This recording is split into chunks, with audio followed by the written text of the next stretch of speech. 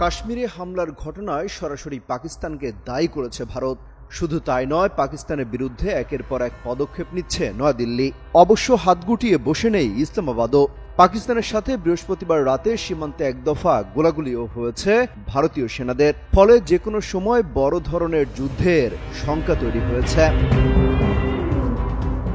কাশ্মীরের পর্যটকদের হত্যার ঘটনায় যে কোনো সময় ভারতীয় সেনাবাহিনী পাকিস্তানে হামলা চালাতে পারে বলে আশঙ্কা করছেন দেশটির অনেক সামরিক কর্মকর্তা ও নিরাপত্তা বিশ্লেষক। তবে পাকিস্তানি কর্মকর্তারা জানিয়েছেন, সত্যি যদি এমন কিছু ঘটে সেক্ষেত্রে পাকিস্তানও পাল্টা জবাব দিতে প্রস্তুত আছে।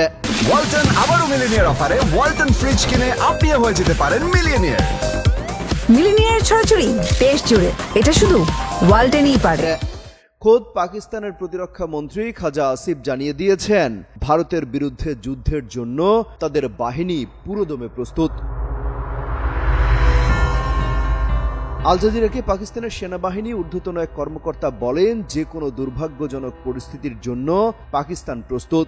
আমরা সজাগ আছি এবং উচ্চতর সতর্কতার সঙ্গে পরিস্থিতি দেখছি, কিন্তু ভারতের মতো অপ্রয়োজনীয় হাইপ তৈরিতে আমরা ইচ্ছুক নই। পাকিস্তানের ওই সামরিক কর্মকর্তা বলেন, যে এলাকায় হামলা হয়েছে সেটি ভারত পাকিস্তান সীমান্ত রেখা থেকে 200 কিলোমিটার দূরে। ভারতের কাশ্মীরে দেশটির সেনাবাহিনীর 5 লাখেরও বেশি কর্মকর্তা ও সদস্য রয়েছে। এরপরও যেহেতু এমন ঘটনা ঘটল, তাতে বলা যেতে পারে ভারত তার নাগরিকদের নিরাপত্তা দিতে ব্যর্থ। অনেকে মনে করছেন, ভারত যে মুসলিমদের অধিকার খর্ব করতে ওয়াকফ বিল পাশ করেছিল, সেটা নিয়ে যে বিতর্ক তৈরি হয়েছিল, সেটা থামাতেই কাশ্মীরে পরিকল্পিত হামলা চালানো হয়েছে। যদিও এর তেমন কোনো ভিত্তি দেখছেন না নিরাপত্তা বিশ্লেষকরা। তারা বলছেন, একটা দেশে সন্ত্রাসী হামলা মানে সে দেশের ভাবমূর্তি ক্ষুণ্ণ হওয়া।